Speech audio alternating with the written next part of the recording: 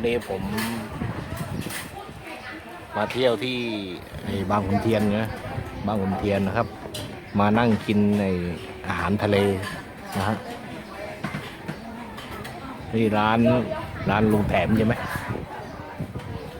นี่ร้านลุงแถมไหมครัวลุงแถมร้านครัวลุงแถมเนาะ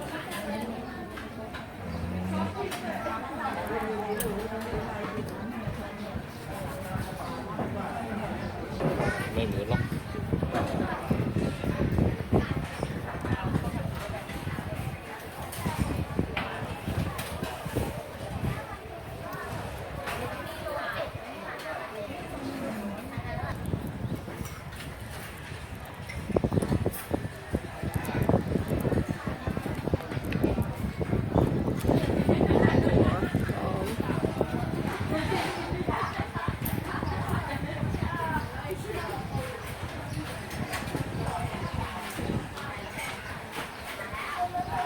เป็นหน้าผมไหม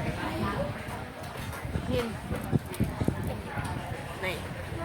ระวังรถหวาน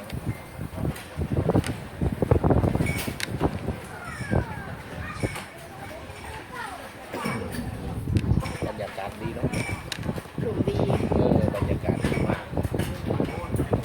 ลมพัดโชย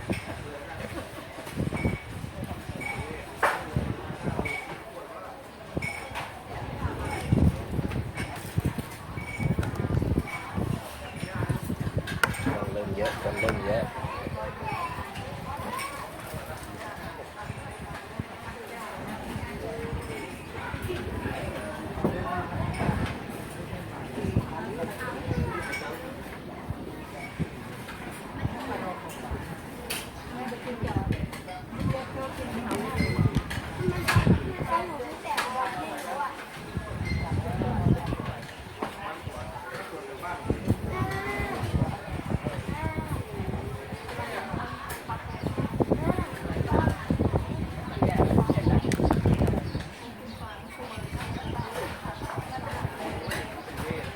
เห็นไหม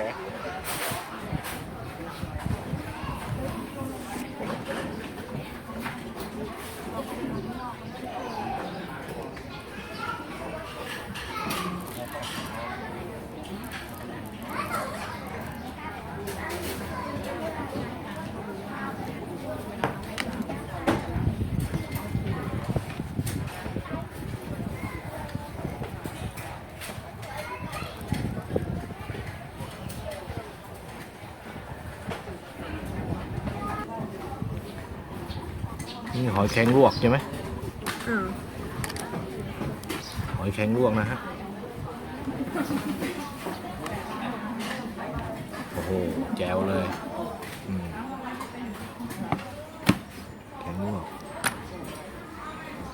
น้ำส้มน้ำจิ้ม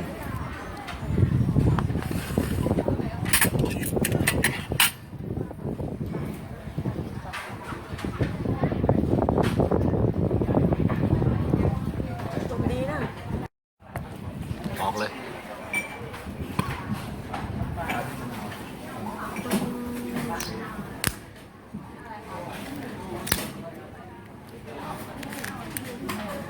มีเนื้อไหมโอ้ไข่มีไข่เทียบเลย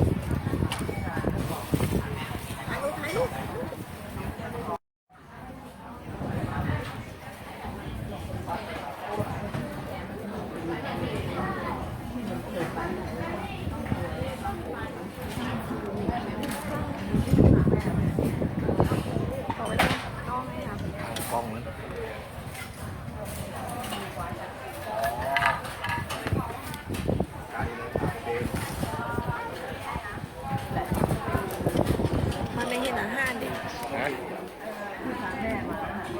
เห็นไหมระวังล้มนะ แห้งเหมือนกัน ไม่ปื้อให้มัน น้ำมาค่ะ มีวัดเป็นเรือเนี่ยมันจะลิงที่เขาจับได้จับปลา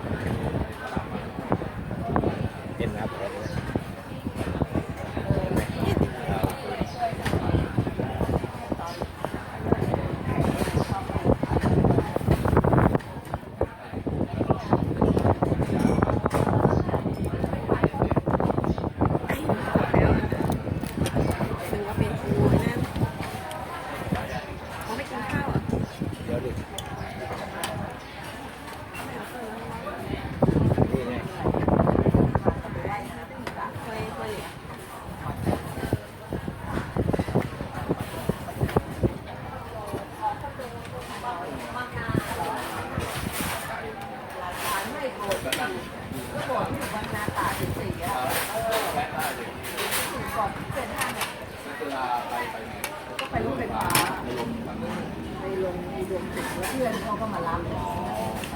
ถ้าเขาไม่มาก็ลงไปก็นั่งรถ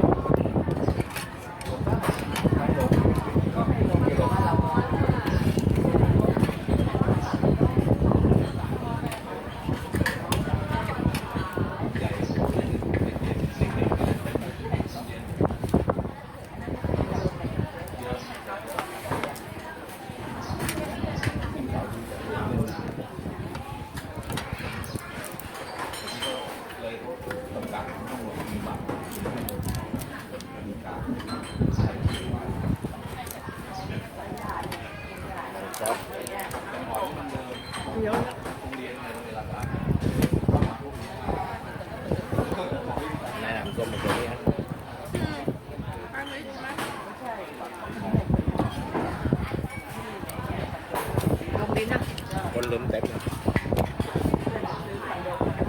เริ่มเยอะแล้ว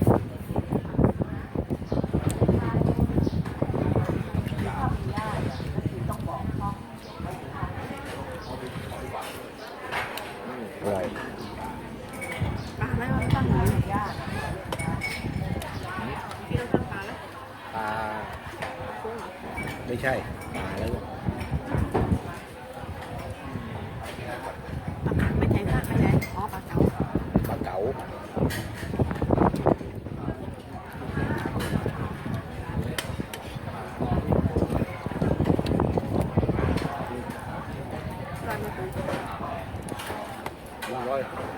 ร้อย ถึงโลต้องเอาหมดเนี่ย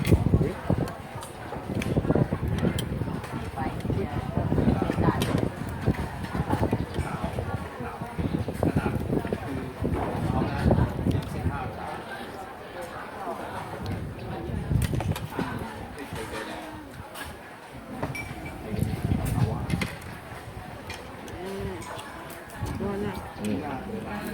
จะไปเวียดนามไม่ได้ไปสักทีเนาะ อยู่หลังเก็บตังค์ก่อนใส่อะไรเก็บไม่ทัน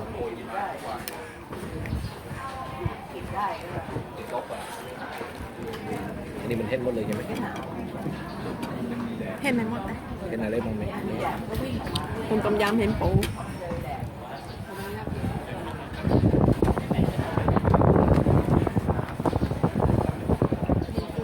เห็นปูแต่อันนี้ปูอะเห็นชัดแล้วอย่างเงี้ย อันเนี้ย ไม่เห็นเรามันอยู่มุมไงไม่เห็นไม่ต้องขยับเห็นนี้เห็นนี้ อ๋อขยับไปเองนะ โอ้เดี๋ยวตั้งไม่ยืนเหรอ ไม่จะให้มันเล่นตักลึกเลยคุณเดี๋ยวค่อยคุกเรือนเห็นไหม นี่น่ะ เออ ไม่เห็นห้อยเหรอ ไม่คือห้อย เห็นสามอย่าง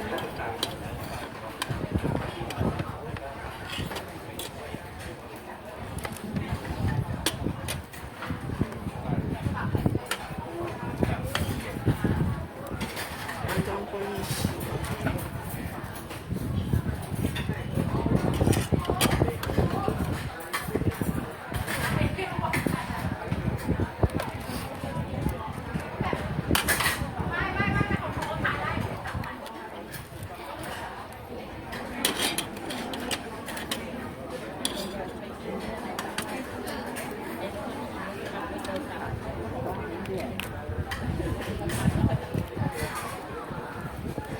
จางตั้งก็ต้องซ้อมเงินว่าแล้วต่อไปอ่ะต้องเก็บให้ได้อ่ะซ้อมเงินว่า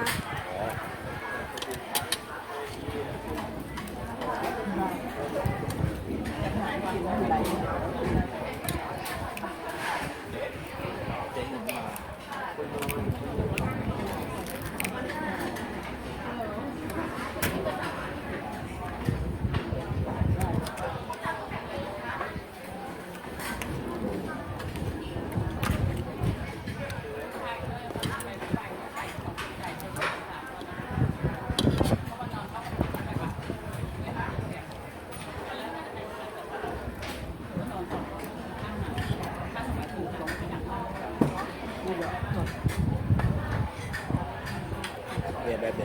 กินแบบไหนไม่ต้องบรรยายก็ได้คุณเดี๋ยวไปเคี่ยนไปปูไส้เอง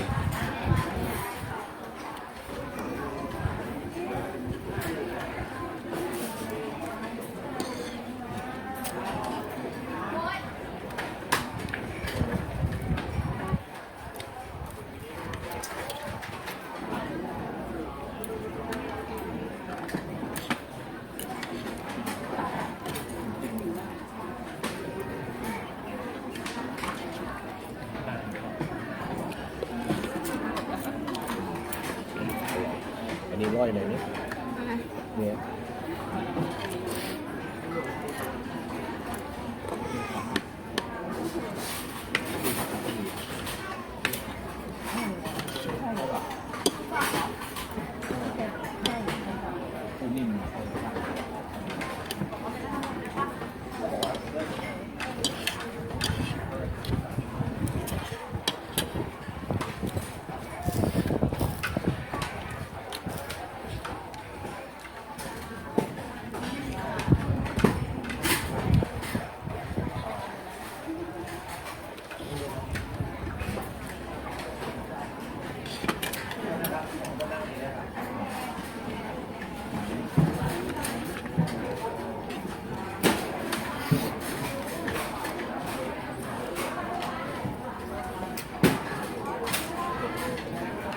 แต่ละเดือนไม่มีไหนเลือก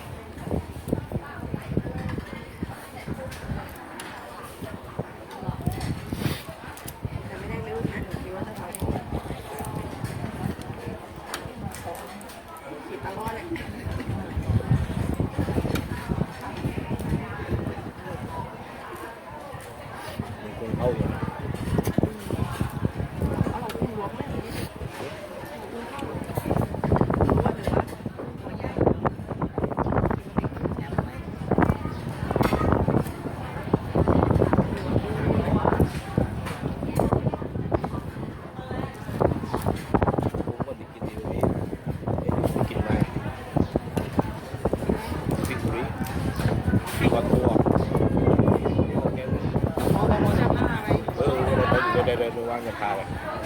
หมอจะพาไปกินหรือยังไง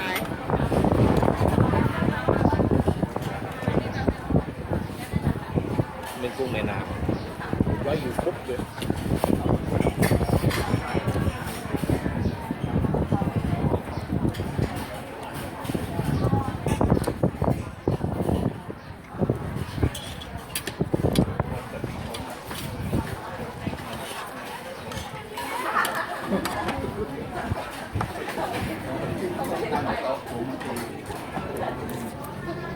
มันไม่ถึงรวมมันหนา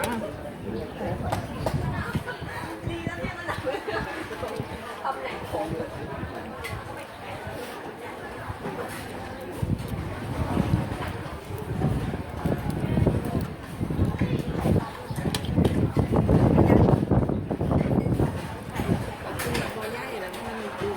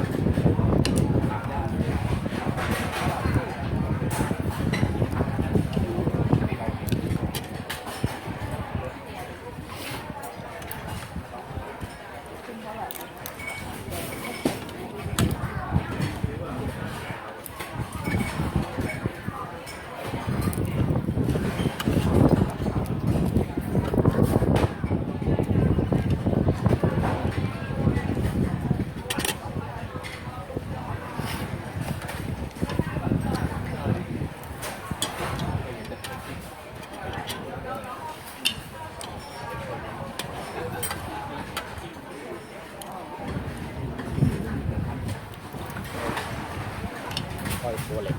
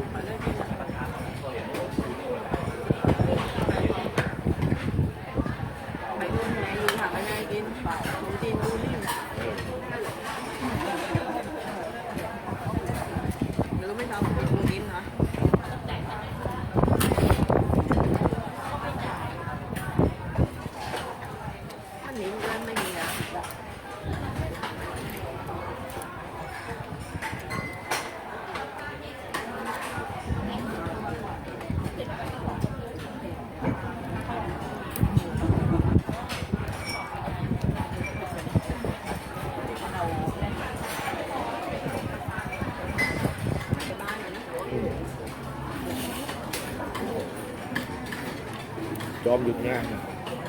เออ หยุด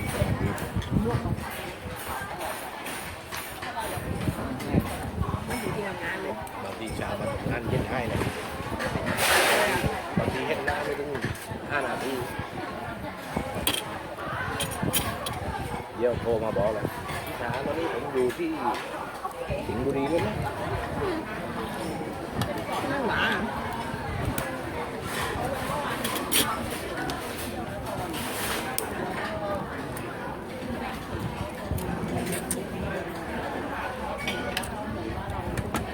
แล้วไปไหนอ่ะไปบ้าน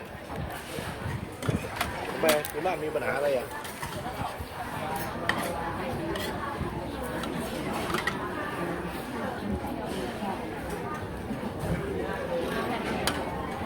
พอดีอย่างนั้นพอดีอย่างนี้เอาพอดีโยกออกมา มีเฮ็ดให้ต้องยึด ไอ้ที่ไม่พอดีไม่มีมั่ง เมื่อผีนั้นบ้านอยู่บ้านนี่โน้นนี่ เออ มันจะยุด5 วันนี่เห็นไหมเฮ้ยในวันอังคารบอกยุดทำบายครับแค่หอยวันบอกหลาป่วย มันแบบรู้กี่ในใจยุด5 วันมันก็เยอะนะ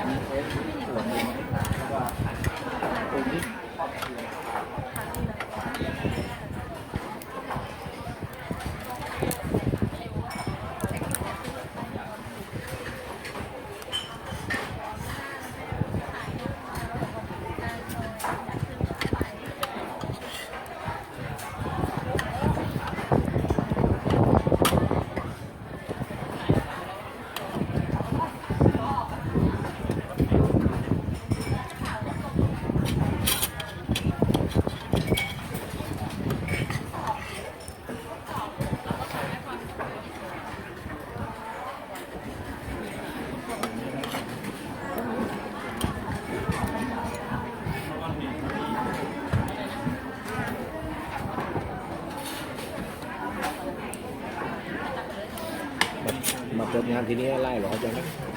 จะไม่รู้ว่าตรงนี้มีพอดี เอ้าขึ้นชิวอยู่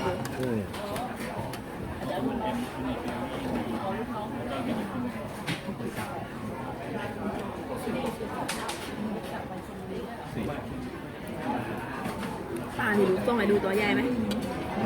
ปลาปลาผงแดงนักดังเองแม่รู้ว่าร้านอยู่ว่าพี่แนนจับดีๆนะมันจะมันบาดยกแขนมันแล้วบอกเอ้ยจะวางเลยพี่แนนอย่าวางก่อนนะถือไว้ก่อนนะผมถือของผมก่อน2 ตัวนั่นปลาโมงแล้วปลาหลวงไม่นักมาหัวที่หูเดียว อบชิ้นไง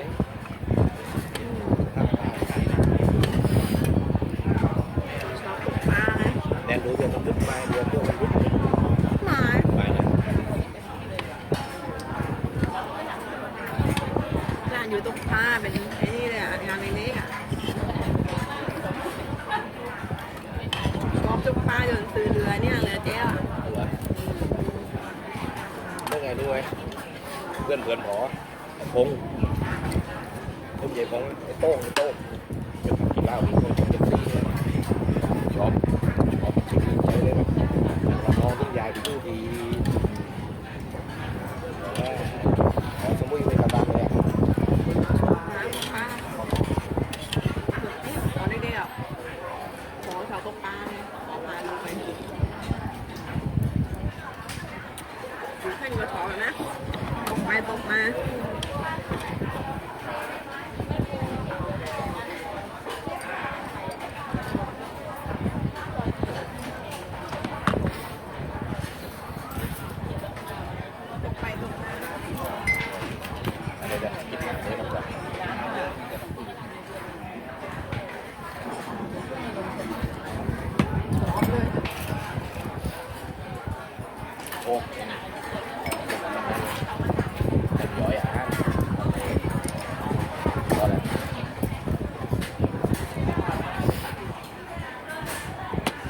เลเขาขายมา ดูเหรอเนี่ยนะเริ่มถูกอ่ะ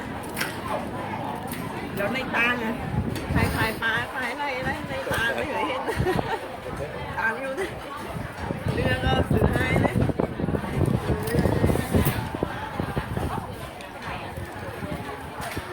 เขาก็รู้ไปช่วยปอเปล่าไปทำบุญที่นครนะ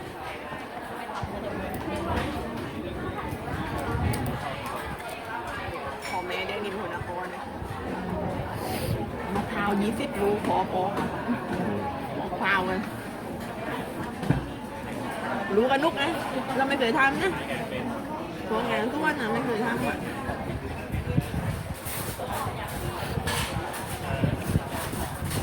นั่งดูวะ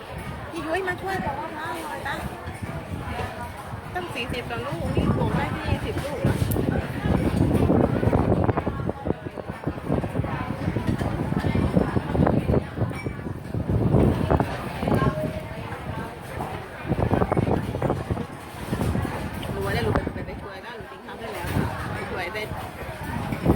เสร็จยุยออกมางานอยู่วะรู้งานจริงไหมยุยเสร็จแล้วออกมาเขาทำกันเสร็จหมดแล้วรู้งานอยู่เป็นไม่ต้องเหนื่อย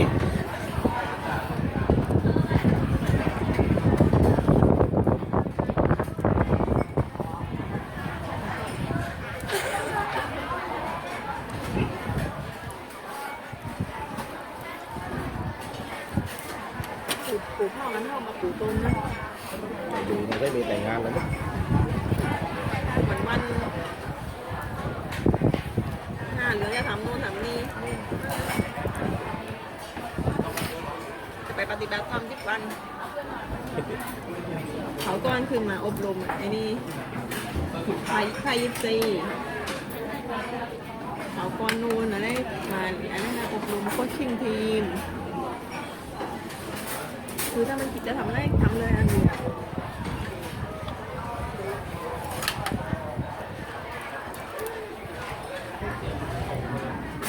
หมอรู้ทำเลยอยากคิดอยากทำอะไรก็ทำเลยทำอะไร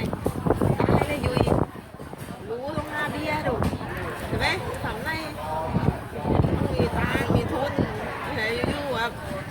อยากทำของที่เราก็ทำไม่ได้เห็นไหมล่ะบอกเราไม่เหมือนกันแน่ยุยทำได้แต่เห็นว่าทำไม่ได้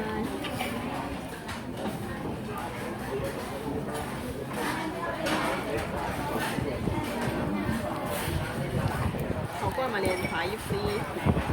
ดูไหมดูเจอจะขายเรียน2 วัน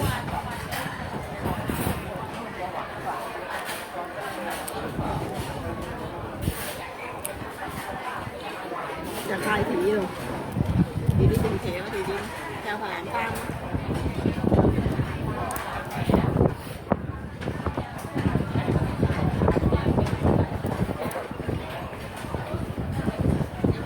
มีแฟนไหมหรือฝรั่งค่ะแม่คนนี้ดีนะดูแล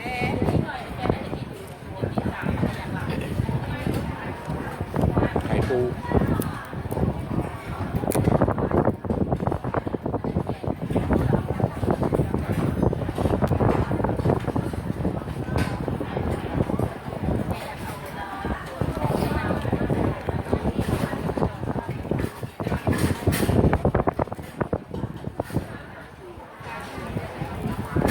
อย่าไปอยู่แบนท่านแหละนี่เขาว่าแฟนอ่ะไปชอบบ้านลูกเขาเป็นคนเรียบร้อยสะอาดเลยคนเรียบร้อยของสะอาดที่อยู่ในห้องที่ห้อยน่ะบ้านห้องเพียบ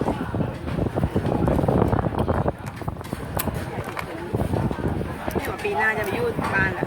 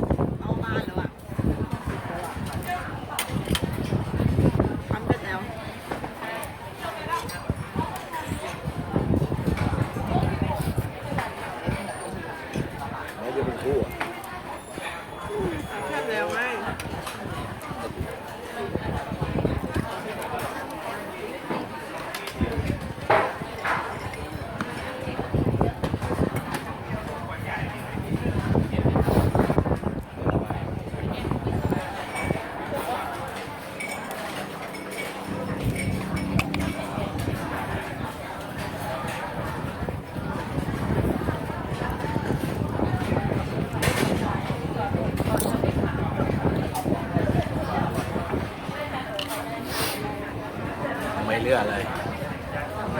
เกลี้ยงเลย